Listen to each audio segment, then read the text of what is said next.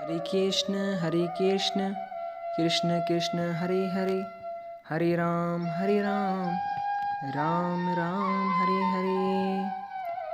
प्यारा भाइरो नमस्ते। जीअं त तव्हांखे ख़बर आहे त असां श्री गुरु बालपुड़ी जीवन कथा जो आरंभ करे चुका आहियूं, जंहिंजा असीं 7 पार्ट कंप्लीट करे चुका आहियूं। ऐं जेकॾहिं तव्हांखे कथा हासिलु न थी आहे त तव्हां 0331311089 ते कॉन्टेक्ट कंदा। असीं तव्हांखे ग्रुप जी लिंक मोकिलींदासीं। ऐं हिकु वेनती आहे त जेकॾहिं कथा में का ग़लती हुजे त तव्हां मूंखे माफ़ु कंदा। उहा कथा में थोरो ज़बर ज़ेर न ॾिनल आहे, तंहिं करे ग़लती थी वेंदी आहे। ऐं पंहिंजी पूरी कोशिशि कंदुसि त तव्हांखे कथा सही तरह मोकिलियां। अचो त अॼु जी कथा शुरू कयूं त पूरी सोच रखण वारनि जो छा अंजाम थींदो आहे। असीं गुरुअ जे हिकु वाक़िए जे ज़रिए इनखे सम्झंदासीं। 1999 ईस्वीअ जी ॻाल्हि आहे त थाणे अहमद खान मंदर में लासी आया। 3 मर्द 7 औरतूं ऐं ॿिया ॿार अची मड़ी मां थी घरनि जो प्रोग्राम ठाहियूं। पोइ उते अहमद खान मंदर मां 10 बजे घरनि ते रवाना थिया। उते कुझु छोकिरा बि वेठा हुआ। उन्हनि इहो ॾिठो ऐं सोचियो त लासी घरनि ते विया आहिनि, पाण बि हली घरनि ते टाइम पास करियूं।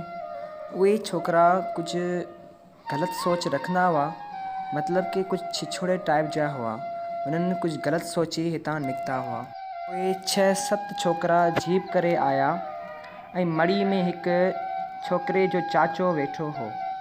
उन्हीअ जीप वारे खां पुछियऊं त केॾांहुं था वञनि। जीप वारे ॿुधायो त घरनि ते था वञनि। चाचे वटि नंढी छोकिरी बि हुई। चयईं त आउं हिन छोकिरनि सां गॾु पाण घरनि ते वञणु चाहियां थो, मां पाण दर्शन जो प्यासी आहियां। छोकिरनि खे इहा ॻाल्हि न वणी, पर मजबूरन उन चाचे खे साण वठी घरनि ते रवाना थियण लॻा।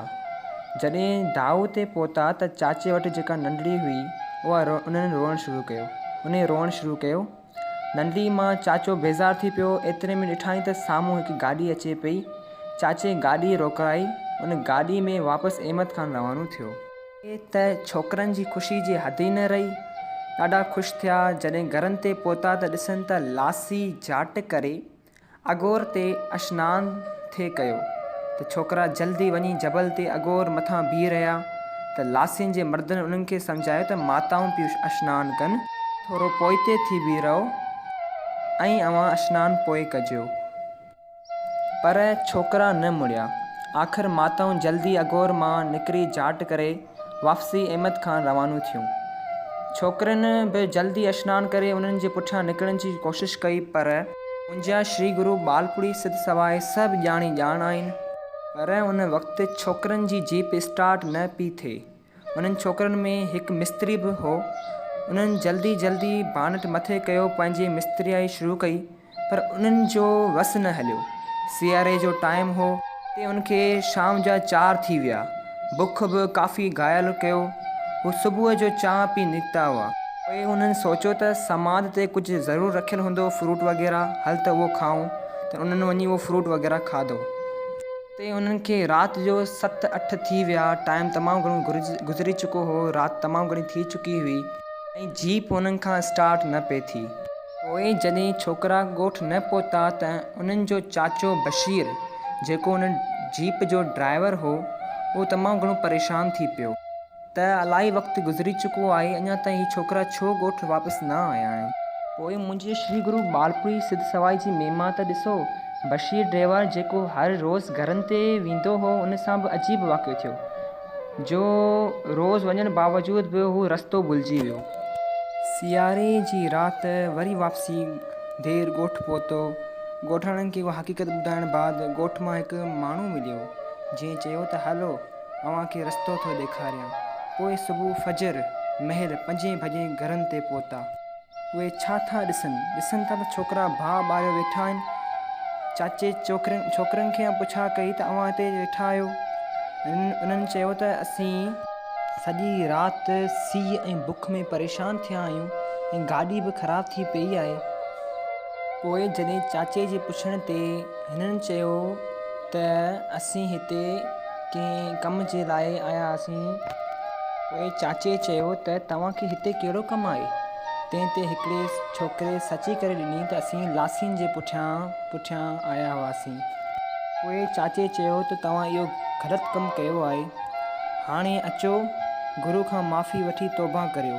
जॾहिं छोकिरियुनि तौबा कई त ड्राइवर जीप खे स्लिप हयो त पहिरें स्लिप में गाॾी स्टार्ट थी वई। पोइ सभिनीनि गॾिजी गुरू बालपुरी सिद्ध सवाईअ जी समाधि ते तौबा कंदा माफ़ी वठी गुरू खे सची दिलि सां क़बूलु कयो ऐं बासूं बासे साईं सां भुलियल ऐं ग़लतियुनि जूं माफ़ियूं वरितियूं। इहो हो ग़लति सोच जो अंजाम। बोल श्री गुरू बालपुरी सिद्ध सवाई की जय। प्यारी सत्संग जी हिन वाक़े जे ज़रिए असांखे ॼाण मिले थी त असांखे कॾहिं बि ग़लति सोचणु न घुरिजे, बल्कि जॾहिं बि कंहिं मेले मलाकड़े या किथे गुरू वटि वञिजे त असांखे पंहिंजी ग़लतियुनि बख़्शणु घुरिजनि। ग़लतियूं बख़्शणु घुरिजनि छाकाणि त इंसानु ख़ताकार ई आहे ऐं गुरू जी रासपाई नाम में आहे। तंहिं करे हर वक़्तु हरि नाम जपियो, हरे कृष्ण कृष्ण कृष्ण हरे हरे, हरे राम राम राम हरे हरे। हिकु ॿी ॻाल्हि तव्हां सां शेयर कंदुसि त असां यूट्यूब ते गुरुमुखी लर्निंग जे नाले सां हिकु चैनल ठाहियो आहे, जीअं तव्हां पंहिंजे ॿारनि खे गुरुमुखी आसानी सां सेखारे सघो। जंहिंजी लिंक असीं ग्रुप में सेंड करे चुका आहियूं। जेकॾहिं तव्हांखे वधीक ॼाण ॼाणणी आहे त असांखे इन ई नंबर सां कॉन्टेक्ट कंदा। महिरबानी।